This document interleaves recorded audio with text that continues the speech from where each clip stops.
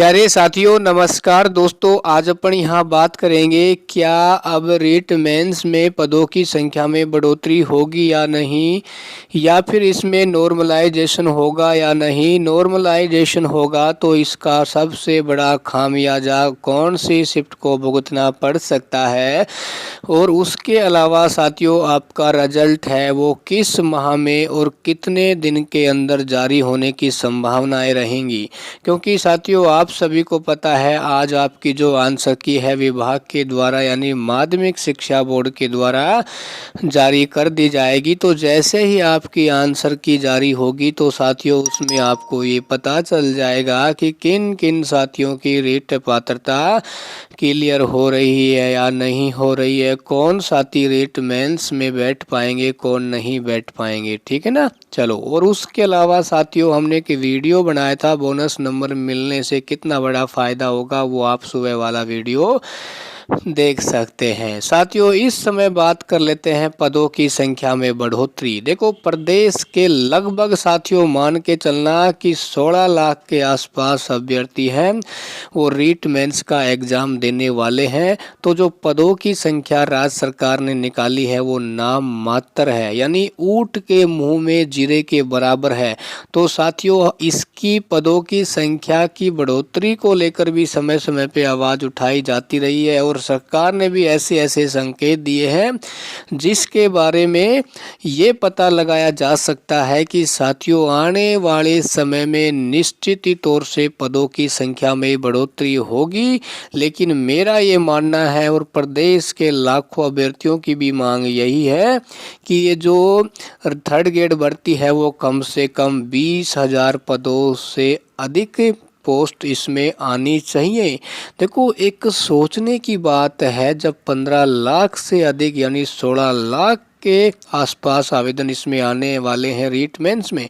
देखो कैसे आएंगे, क्योंकि पिछली 2022 में जो रीट पात्रता परीक्षा हुई थी जिसको आजीवन किया गया था, तो उसमें भी लगभग 7.5 लाख से अधिक स्टूडेंट हैं जिनके पास रीट सर्टिफिकेट है।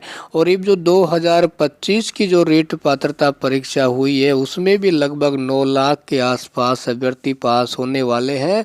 तो इन दोनों में कुल मिला के 16 लाख के आसपास अभ्यर्थी जनवरी माह 2026 में जो रीट मेंस का एग्ज़ाम होने वाला है उसमें अपना भाग आजमाएंगे। तो ऐसी कंडीशन में पदों की संख्या कम से कम राज्य सरकार को, मेरा तो ये मानना है 30,000 से अधिक पदों पे होनी चाहिए।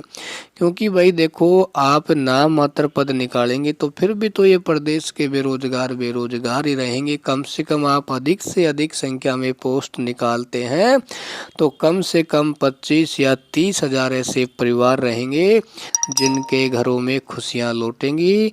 उनके जो भी बच्चे हैं वो सरकारी नौकरी में लग पाएंगे। अब रही बात साथियों नॉर्मलाइजेशन की, देखो अभी तक नॉर्मलाइजेशन की कोई भी न्यूज़ नहीं है और मुझे नहीं लगता कि रीट पात्रता परीक्षा में नॉर्मलाइजेशन होगा।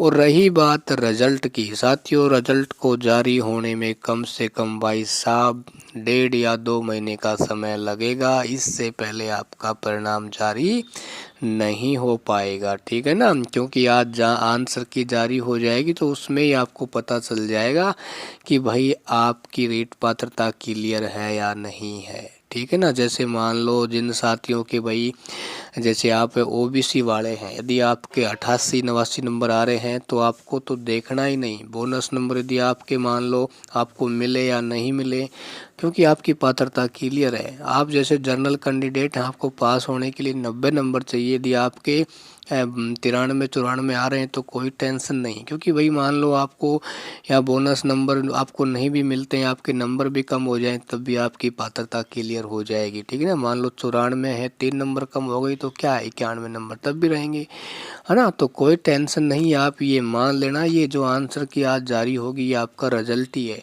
ठीक है ना। क्योंकि इसमें सब कुछ तय हो जाएगा, आपके हाथों में रीट सर्टिफिकेट आएगा या नहीं आएगा। ठीक है।